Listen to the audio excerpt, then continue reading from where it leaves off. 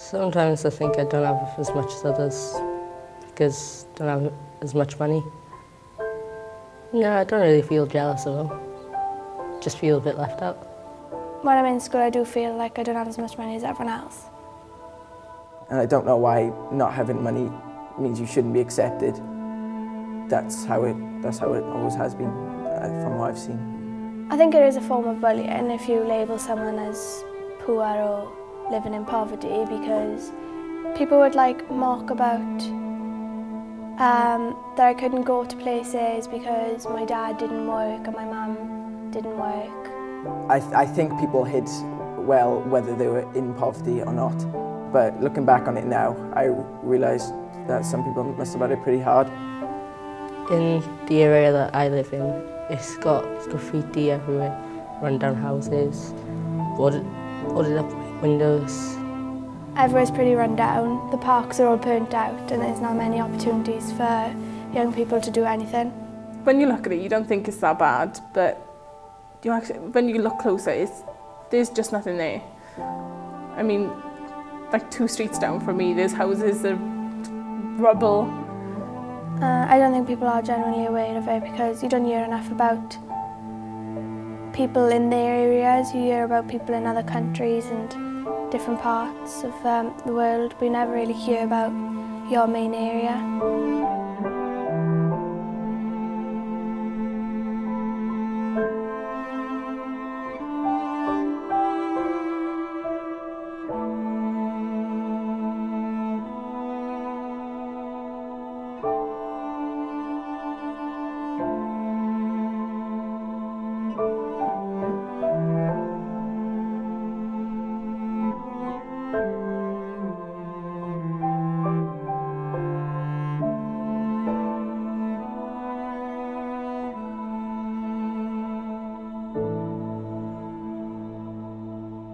This project means an awful lot to me because it's meant that not only do I get to go out there and have first-hand experience of research and just meeting new people in general, it's meant that I'm looking forward to going back to education. Before this project, I was really naive to what a detriment poverty was to kids, and it's been a real enlightenment for me of just what they have to put up with, kids in schools now.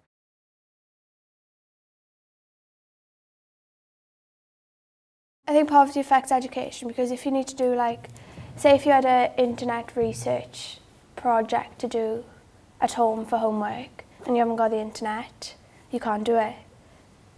And then it affects what they do in school academically because they're going to fall behind with their work.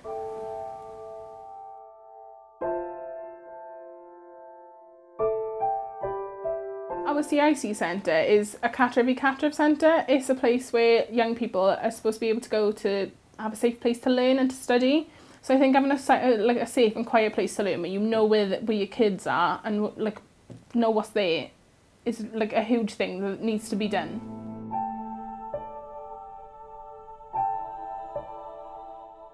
A lot of kids are almost afraid to ask teachers for help, especially in lesson, because they're afraid of what other people might say if they think that something's wrong.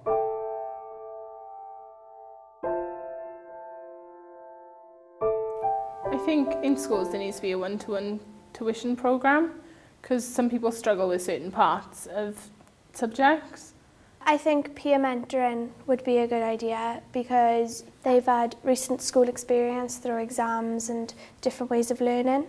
They're more relatable and they kind of connect more with their friends than with teachers.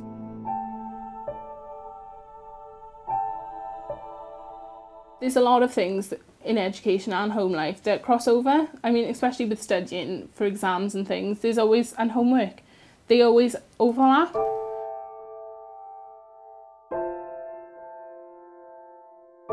I think it's extremely important to have someone there to bridge the gap between school and home. And without someone to actually sit and talk through your problems at home and in school, there's no way that you're going to be able to function and focus in both of these aspects of your life. And I think having a key worker to be able to talk you through these home problems and school problems will mean that you're able to concentrate more, knowing that you've got someone that you trust to talk to. And I think that this recommendation is one of the most important, actually.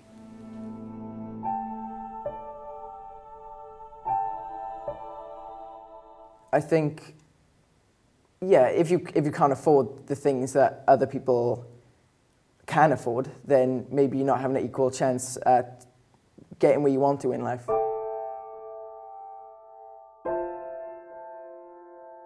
Especially with learning, if you don't have the books to learn, how are you expected to do as well as other people? I think set a way to ensure that people in poverty have the same amount and same chances as people who aren't. I think there needs to be some sort of grant, because especially with school trips and help with books. I think if you can't afford to be able to buy your own books, then I think there should be some way for the school to be able to fund you. The school grants don't give you enough. I don't think it's really, really serious, but I think it is a problem. Even if you're bright, just because you might not have as much money, that means you don't have as good a chance. That's not fair.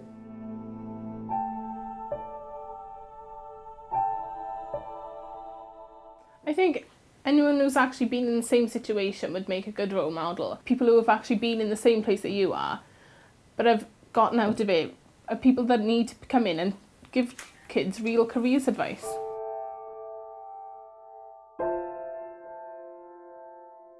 I think there's lots of different people do lots of different things, and they're all unique and good in their own way. And I think if you sat down with some pupils and said, what would you like to see, and then got someone who was in that industry, I think doing it that way would probably save a lot of time and a lot of effort and a lot of money, and would just get straight to the point. And I think if you have sessions with these sort of people, then people will sort of start to realise that you're not just stuck where you are, you can actually make something of yourself.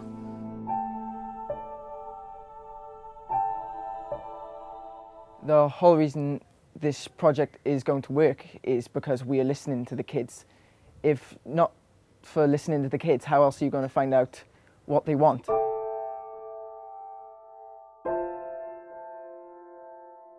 Yeah, there has been situations where I felt left out because I haven't been able to go out with friends or anything because my parents didn't have money for me to go. When I was in year 8, the girls planned to all go to Oakwood, but I didn't have enough money to get the minibus there and to pay to go in, as well as having to pay for food and then extra to see the fireworks after. So I just didn't bother going.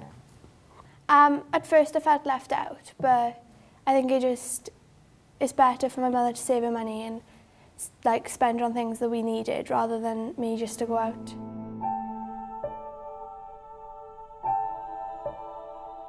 It's important for young people to have a voice, because what they have to say is so important, and without knowing what they actually need, there's no point in actually doing any of the recommendations that we've set out, because you need to know what they want before you actually try and do anything about it. And this way they actually get to say what they need to say, and it means they can reach their full potential.